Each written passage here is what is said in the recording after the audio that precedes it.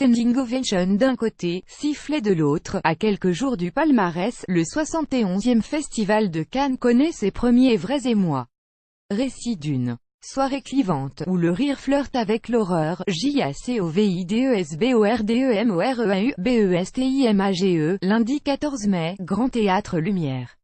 Les 2300 spectateurs présents dans la salle sont venus assister à la projection de BlacKkKlansman, le nouveau film de Spike Lee.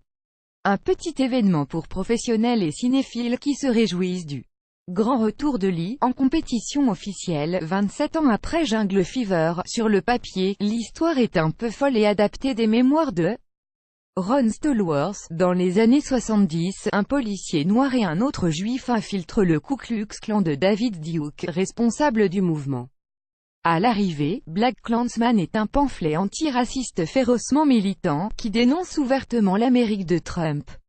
À l'issue de la projection, le Grand Théâtre Lumière est en ébullition, standing ovation. Spike Lee, John David Washington, Ron Stallworth, le flic noir, Adam Driver, Flip Zimmerman, le flic juif, ainsi que le reste de l'équipe, savourent le succès. Sur les réseaux sociaux, l'enthousiasme est le même, de la politique au carré, méchamment bien emballée, une charge politique, nécessaire, drôle et fédératrice. BlacKkKlansman est son chef-d'œuvre, peut-on lire sur Twitter. Alors que certains s'emballent et parlent d'une éventuelle palme d'or, la première qui serait décernée à réalisateur noir, d'autres ont déjà les yeux rivés sur la suite du programme, le nouveau film de Lars von Trier à The House that Jack built. Petit rappel des faits, en 2011, Lars von Trier présente Mélancolia, en lice pour la Palme d'Or. Lors de la conférence de presse, le cinéaste danois, déjà réputé pour son art de la provocation et son goût prononcé pour la misogynie, exprime sa sympathie pour Hitler.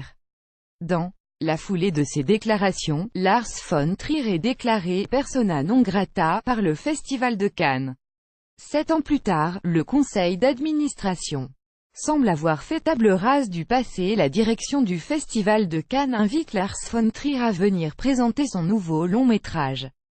Hors compétition, on y suit le parcours sanglant de Jack, tueur en série impitoyable, aux gestes précis qui transforment chaque scène de crime en œuvre d'art. Toujours dans le Grand Théâtre Lumière, ce lundi 14 mai, Lars von Trier succède donc à Spike Lee. Mais l'ambiance dans la salle n'est pas la même. S'il inspire le rire et l'engouement, von Trier lui provoque la colère et le dégoût auprès de certains spectateurs. Choqués par la violence de certaines scènes, des enfants tués, une femme torturée, quelques festivaliers quittent la salle et qualifient le film de répugnant. Il n'en reste pas moins qu'à l'issue de la projection, les spectateurs restants se lèvent pour applaudir, illustrant, en une seule soirée, toute la contradiction de Cannes.